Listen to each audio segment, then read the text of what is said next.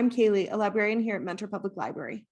And I'm Meg, also a librarian, and welcome to this New Year's edition, right? 2023 of All Booked Up with Cailey and Meg, where each time we give you different book recommendations on a specific theme. So we're very happy to be here with you for another new year. Happy 2023. And this year we thought we'd start by maybe looking back a little bit and talking about what our personal favorite reads were for the year 2022.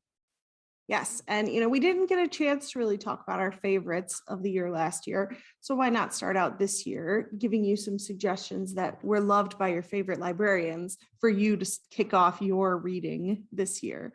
And all of the books that we're going to talk about today are available for you here at the library, as well as online through Libby and Hoopla for free with your library card. All right, Cailey, what was one of your favorite reads of last year? Okay, so one of my favorite books that I read last year was The Midnight Library by Matt Haig. And this book came out in 2020, so I'm a little late to the game, as is the case with most of the books I read. But I had heard about this one, and I remember it had a lot of holds when it was like really at the height of its popularity. But anyway, this year I finally picked it up, and I really did get what all the buzz was about. So it's a little hard to explain, so forgive me if I lose you. So this is about Nora, who feels very stuck in her life, and she's not happy at work. She's not happy in relationships. Her family's a little messed up. She hasn't been feeling happy in quite some time. One night, when things feel particularly hopeless, she tries to take her own life and finds herself transported to a place between life and death, a library, in fact. And it is filled with what seems like endless books that she's told by the librarian, the only other person in the library, that each book shows a different path in Nora's life based on a choice she made. Because every single choice that we make can lead to a completely different path in our life, no matter how small.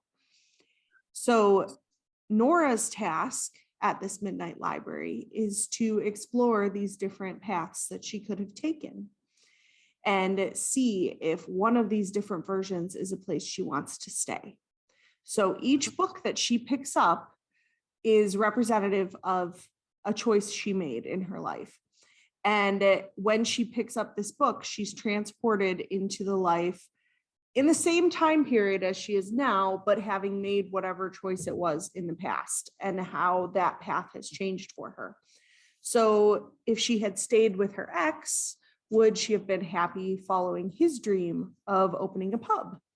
If she had stuck with swimming that she was really good at in high school, could she have really made it to the Olympics? If she'd moved with her friends, if she had moved with her friend, would she have been happy in Australia? A lot of these are really big choices that she made, but there's a lot of small ones too. And she gets to experience all these different versions of her life. There's different friends and family in different lives. In some versions, she's married. She has a child in one of them. She goes through all of these lives. And as soon as she hits a point where, she's not happy in that life, she gets sort of sucked back to the library. And so she goes through picking the big things first, and then starts picking little choices, thinking that maybe it was something small that set her on the wrong path, and trying to find somewhere where she would be ultimately happy. Either that, or she could also go back to her old life, or alternatively, she could pass on. So this is definitely not a light book, I'm going to say. But I found it to be very thought-provoking, and definitely one that I kind of needed to talk about with people, so I can see why it's on all of those lists of book club books. Because the people who I've talked to about this book, like, we automatically go to that like conversation of what were the big moments in your life that you think changed it. And a lot of people, it's picking a certain college, moving to a different city, declining or accepting a certain job, like how these things changed their path. I know I talked with one person who was like, it was definitely that I went to this school that my parents didn't really like, but that's where I met my husband. And so it makes you really think about all of those choices you make, because we make thousands of choices a day from, today I'm going to wear my hair up, or, certain shoes, or like maybe it's I'm going to go out for lunch instead of staying in, things like that, that really do make a difference in the end, but not in the ways you necessarily think. So this book was just really thought-provoking in that it had a lot of great things that I would highlight almost to say, like these great moments where it talked about the things that matter in life. And watching Nora go through this experience, you kind of get to see her experience some really crazy life choices. In one, she's living amongst the polar bears. Like, so it's got its moments of humor for sure, but it's a book that really makes you think about your own life and the choices that you've made and how to kind of be happy with where you are. Wow. Yeah, like you, I've heard a lot about that too. And so much so that I was thinking about for our book clubs and stuff. So maybe doing it. So that sounds fantastic. I'm glad to hear your opinion on it. Yeah, what a fascinating topic too. I mean, just like when you think of all the choices in life, it almost reminds me of like dominoes, where one little push and everything, changes. So really fascinating. I would definitely be interested in reading that for sure. So one of my favorites from last year is called 52 Stories by Anton Chekhov. So as you know, Kate, we love our new and exciting books, and we love to talk. We talk about it all the time, but I do have to admit, I still have a soft spot for older books, as they are commonly called, the classics. Maybe it's my upbringing in school. We both studied, literature in college and stuff like that. So they still have a pull for me. I don't always know why. Older isn't necessarily better. Maybe it's laziness. I like had people recommend, these are the classics from way back then, read those. But for whatever the reason, I do enjoy them.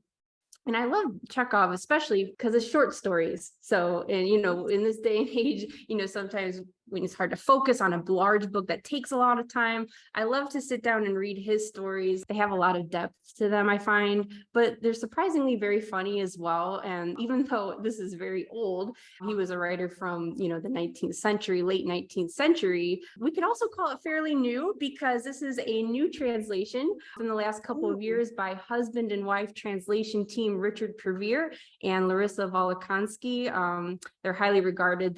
They've translated a lot of classic Russian literature over the years, but this one has all new stuff that they hadn't translated before.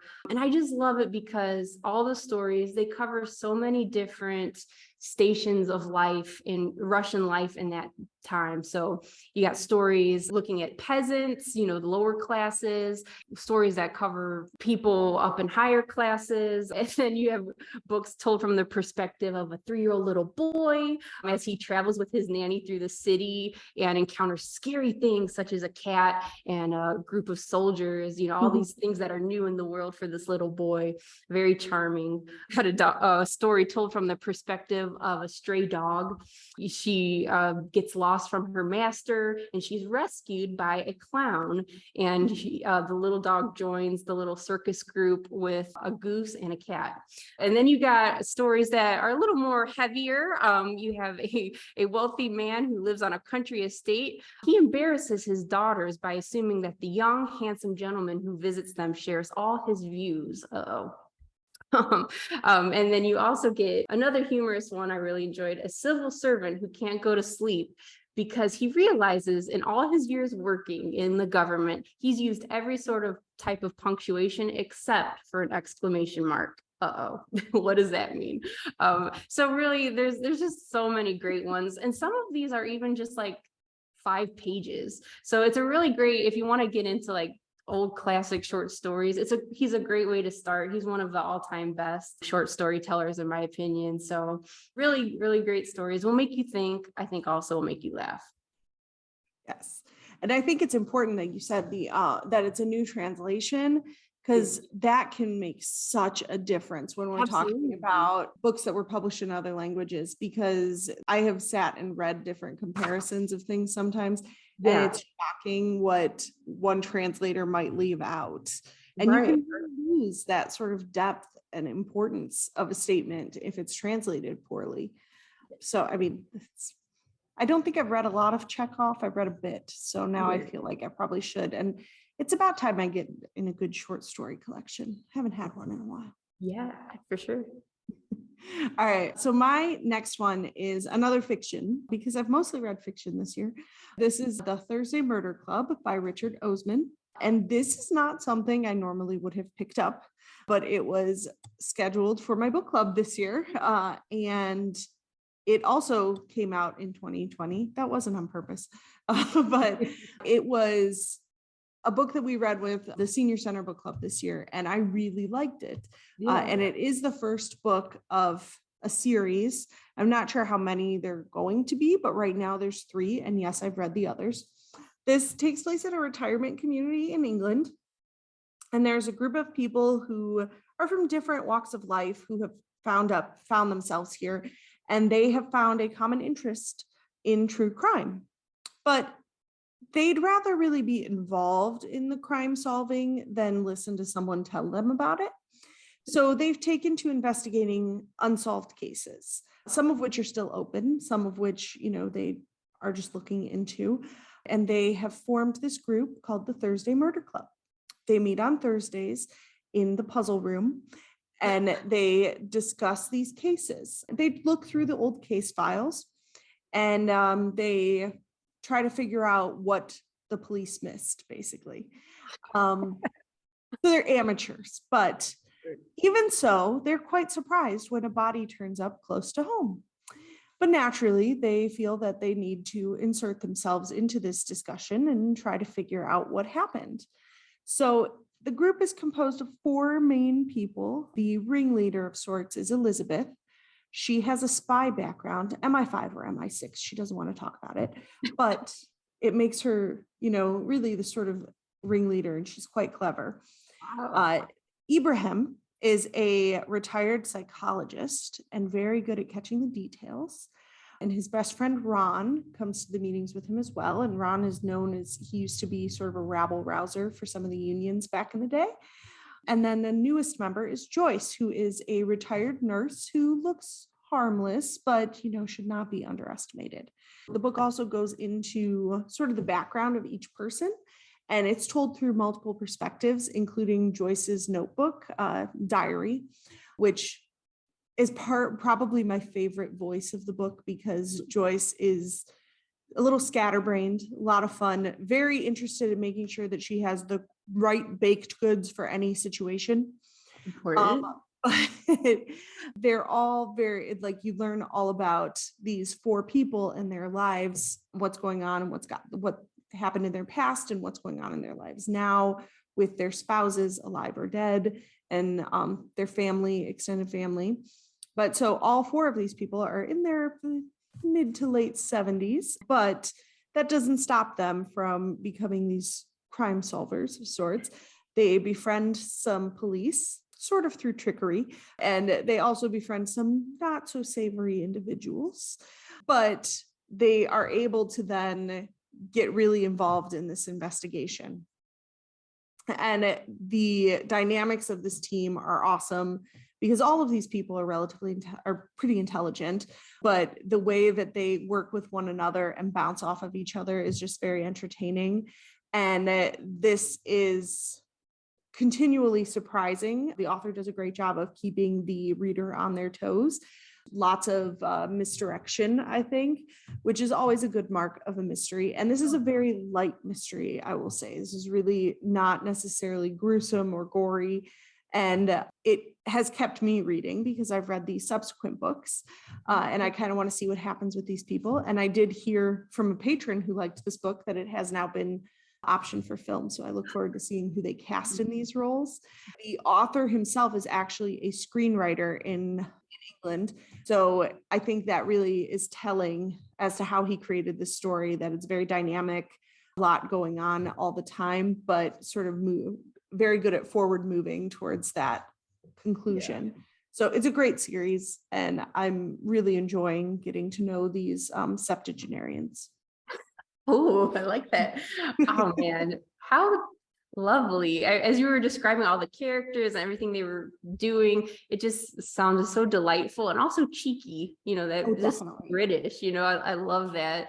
Just humorous combined with the mystery solving. You can't beat that combination. It kind of reminds me of Knives Out too, just kind of like I love a mystery and just, I don't know, just funny. I will definitely be checking that one out as well. Speaking of funny, my last one just came out this past November 2022, and it is lighthearted. It's not fiction. It is actually called The Comedian in Cars Getting Coffee book. Have you watched that, Cailey? I have. If for anyone who isn't aware, Comedians in Cars Getting Coffee is a show that is on Netflix, and it's Jerry Seinfeld. In each episode, he goes with a different comedian in a car to a coffee shop, and they go get coffee and they talk kind of informally, and it's comedians, so it's like really funny. It's just very hilarious. But what I like about this book, it is kind of like a mix of a coffee table book, but there's a lot in it about how the history of the show, how it came about. It also has a lot of anecdotes from the different episodes. They talk about how, I thought it was funny in the beginning, the producers talk about how it was important with each new comedian for each different episode. It was very important deciding which car they selected to drive to the coffee shop, saying like the car is another character in the show, which is funny because reminds me of like dramatic fiction books we've read where like the house is a character, the place is, well, here it is, they're saying the car is a character. I don't know. It was cute, but a lot of great pictures as well. So you'll hear from Tina Fey, Eddie Murphy, President Barack Obama, like all these people who appeared on the show. And the book will give you different like quotes on different topics that Jerry and them talked about, just like from the craziest mundane stuff to actually insightful stuff from their careers and life in show business. So it's a really fun read. As you can see, I'm not reading too many long form fiction books this year. I'm sticking it to short stories and coffee table books that you can just kind of lazily peer through at your own leisure. So I think this year I'm going to take some of Cailey's suggestions and read her books too. But yeah, that was one of my favorite reads of the year. There's nothing wrong with either form. It's a good way to have a mix, Yeah. I think that's the best when you're able to kind of mix it up a little bit. I don't think I've read as much this year, but we had a lot going on. So set a higher reading goal for 2023. Yeah. Well, thank you guys so much for hearing from us for our favorite reads of 2022. We hope maybe you'll make these part of your favorite reads of 2023. So maybe you'll read them this year, and let us know if there's something really great that you've read. Let us know, and maybe we'll read it ourselves and talk about it. So Yes, thanks, please guys. do. Yeah, thank you. We'll see you next time. Happy reading.